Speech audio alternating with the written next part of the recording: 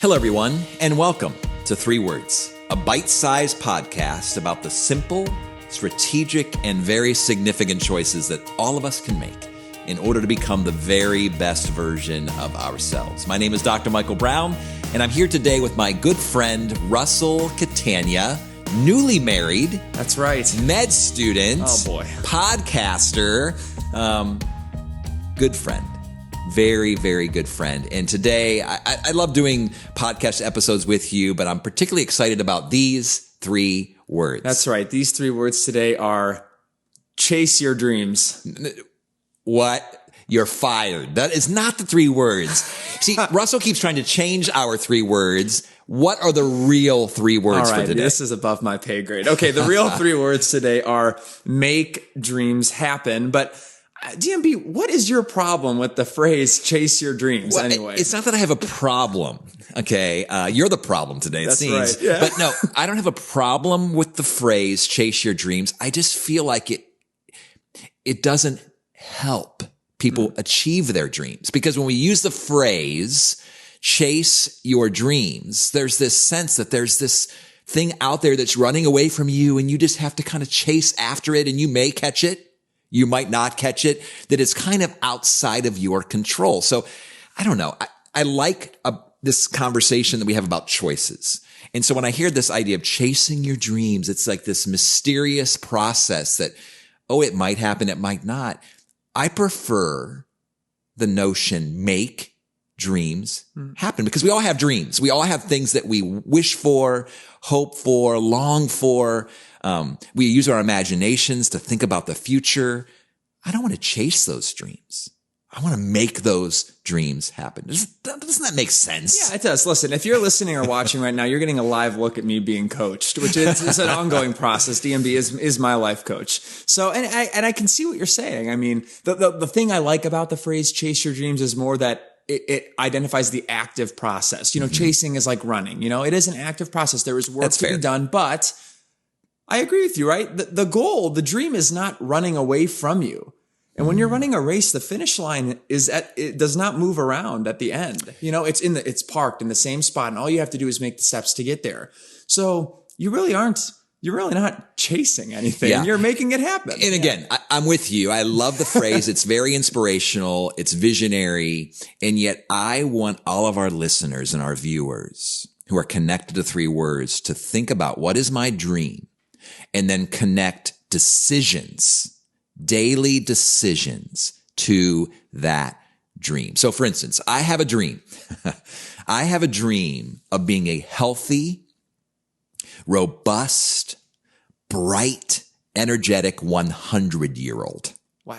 I want to be not just 100 years old living, but 100 years old alive. Now, I may not make it to 100 years old, but if I do, I have this dream that my very last breath will take place during a week when I'm healthy and when I'm feeling. Now, again, there's no way to guarantee that. And yet, if that's my dream, I better be making some choices today at 52 years old. Yeah. Some really strategic choices in regards to my sleep, in regards to my mental well-being, my relationships, my schedule, my fuel, which is my food. Like, there's so many decisions I can make. I'm not just going to wake up someday being the 100-year-old healthy person. Yeah, so totally. I have lots of dreams, Russell, and I know we all do. We're a dreamy people. Of course. We love that. But I want to connect decisions, daily decisions, to the dream. Yeah, we were designed to have aspirations for the next level. We were designed to and created to want improvement in our lives, and it's a very natural thing. It's a great thing. It brings us a lot of pleasure to improve and to check off those boxes and meet those goals and make those dreams happen, right? Yeah. And so, the question is, though, do you just sit on that dream, which I think is the contrary to what we're talking about, or do you pursue it with practical choices and decisions that will get you there? And so, again, putting the right fuel in your body and listen, hey, you're halfway to your goal. That's gotta feel good, right? little over the 50, I like. So, I love how you said that. Do we fantasize about our dreams? Yeah. or do we fuel our Right, dreams? right. Do we really fuel our dreams with real choices, real decisions? And even this podcast, people will often ask, so, are you making a lot of money on the podcast? We don't make a penny on this podcast. In fact, I'm investing my personal resources to have this podcast. And as I thought about it, one of the reasons is I have a dream that my great-grandchildren and my great-great-great-grandchildren, who I will never meet, will be able to hear from me. That's really sweet. Getting emotional. But to really be able to hear the life lessons, the wisdom, the mistakes that I've made, the challenges that I've faced, that there's actually going to be out there for them to see and to hear and to encounter their great-great-great-grandfather's thoughts. Yeah. And so in many ways, that's a dream for me because I love this idea of legacy. I love this idea of generational impact. I love this idea of having generations of children and grandchildren who are fully alive. And so in many ways, even the podcast for me is making that dream happen. And again, I'm hoping to be able to write some books and to write some letters and to do some of those things. But because everyone would say that, right? They hope that they'll be remembered, totally. Or they hope that they'll have an impact, or they'll hope, and I want to make that dream happen. Yeah, you got to give people. Sorry to get emotional with you here, listen, Russell. Yeah. Thank you so much for sharing that. That's powerful. I mean, there's nothing else to say about it. That's just pure powerful. And I think a lot of the emotional weight that is generated from that is because you are doing it. Like, you're not just sitting on that dream. And there is a lot of fulfillment and an emotional rejoicing in being able to see the actual fruits of your labor when it comes to making a dream like that become realized. And people will often ask me, they'll say, how have you found these opportunities that you have and some of the things that I get to do with my life? And I thought about that long and hard, and I've never really found the opportunities. I've created the opportunities with very specific decisions, very thoughtful decisions, particularly in that second season of my life, the season of investigation and really making some of those decisions. But enough about me. You have some dreams, do you not, my friend? One of your dreams just became true. You actually got married. I got married. Yeah. We were even joking off camera here. You asked me if I had any dreams left, and I said, no, I married the perfect woman. I think I'm good. I think my dreams list is full. But in all jokes aside, and as you kind of mentioned, one of my current missions is to complete my medical doctorate degree and become a physician. And I think the type of medicine that I'm very interested in is working on the heart. And so, cardiology is a specialty that's very notorious for taking that physician away from their spouse and their family. And more than anything, my desire is to become a loving father and continue to be a loving and present husband. And so I have a very, very active dream of being the cardiologist that is a far greater husband and father. And I have had physicians who look at me stone cold in the face and just like, good luck with that, man. Never going to happen. People say, don't waste your time on this specialty if you want to see your family.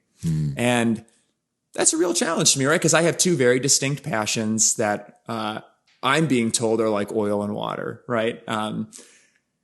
But like any good salad dressing, you can still mix oil and water if you shake hard enough.